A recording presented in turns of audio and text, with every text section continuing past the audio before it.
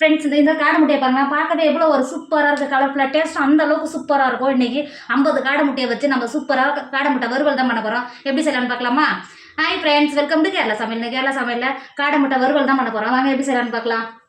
காடை முட்டை வறுவல் பண்ணுறதுக்கு நான் பாத்திரத்தில் தண்ணி வச்சுருக்கேன். இன்றைக்கி நான் 50 முட்டை காடை முட்டை எடுத்திருக்கேன். இப்போ தண்ணியில் சேர்த்து கொடுத்துக்கோங்க, மெதுவாக சேர்த்துக்கோங்க.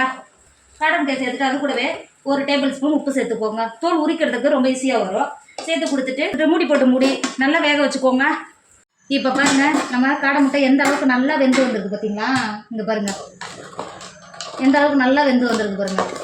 இப்போ தண்ணியை எடுத்துட்டு நல்லா ஜில்லுன்னு இருக்கிற தண்ணியை சேர்த்துக்கோங்க. சேர்த்துட்டு முட்டையை நல்லா உரிச்சு எடுத்துக்கோங்க. நம்ம முட்டையெல்லாம் உரிச்சு எடுத்துட்டோம். இப்போ முட்டை வறுவல் பண்ணுறதுக்கு அடுப்பில் ஒரு கடாய் வச்சுருக்கேன். இதில் 4 டேபிள் ஸ்பூன் எண்ணெய் சேர்த்துக்கோங்க. கொஞ்சம் எக்ஸ்ட்ராவே எண்ணெய் சேர்த்துக்கோங்க. எண்ணெய் சேர்த்து எண்ணெய் நல்லா சூடாயிடுச்சு. 1/2 டேபிள் ஸ்பூன் கடுகு சேர்த்துக்கோங்க.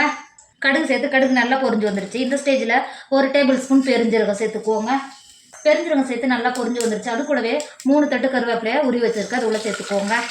கருவேப்பிலை சேர்த்து கொடுத்துட்டு 3 பெரிய சைஸ் வெங்காயத்தை பொட்டியாக கட் பண்ணி வச்சுருக்க உள்ள சேர்த்து கொடுத்துக்கோங்க. வெங்காயத்தை சேர்த்து கொடுத்துட்டு வெங்காயம் வதங்கிறதுக்கு 1 டேபிள் ஸ்பூன் உப்பு சேர்த்துக்கோங்க. சேர்த்துட்டு ஒரு 10 நிமிஷத்துக்கு வெங்காயத்தை நல்லா வதக்கிக்கோங்க. இப்போ பாருங்கள், வெங்காயம் சேர்த்து நல்லா கண்ணாடி பார்த்து நல்லா வதங்கி வந்துருச்சு. 2 டேபிள் ஸ்பூன் மிளகாத்தூள் சேர்த்துக்கோங்க. நீங்கள் காரத்துக்கு அனுசரித்து மிளகாத்தூள் சேர்த்து கொடுத்துக்கோங்க. அது கூடவே 1 டேபிள் ஸ்பூன் மல்லித்தூள் சேர்த்துக்கோங்க. டேபிள் ஸ்பூன் ஜீரகத்தூள் சேர்த்துக்கோங்க. சேர்த்துட்டு மசாலாவோட பச்சை வடை போகிற வரைக்கும் நல்லா வதக்கிக்கோங்க. அது கூடவே 2 டேபிள் ஸ்பூன் இஞ்சி பூண்டு பேஸ்ட் சேர்த்துக்கோங்க. சேர்த்துட்டு மசாலாவோட பச்சை வடை போகிற வரைக்கும் நல்லா வதக்கிக்கோங்க.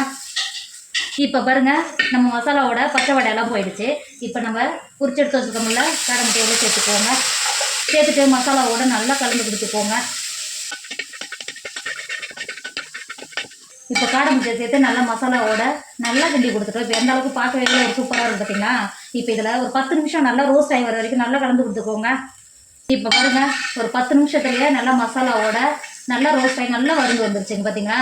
பார்க்க எவ்வளோ ஒரு கலராக இருக்குது பாருங்கள். இந்த ஸ்டேஜில் 2 டேபிள் ஸ்பூன் மிளகுத்தூள் சேர்த்துக்கோங்க. அது கூடவே ஒரு கைப்பிடி அளவு மல்லித்தழை கட் பண்ணி வச்சுருக்கோம் உள்ள சேர்த்துக்கோங்க. சேர்த்துட்டு மிளகுத்தூள் மசாலாவோட நல்லா கலந்து கொடுத்துக்கோங்க.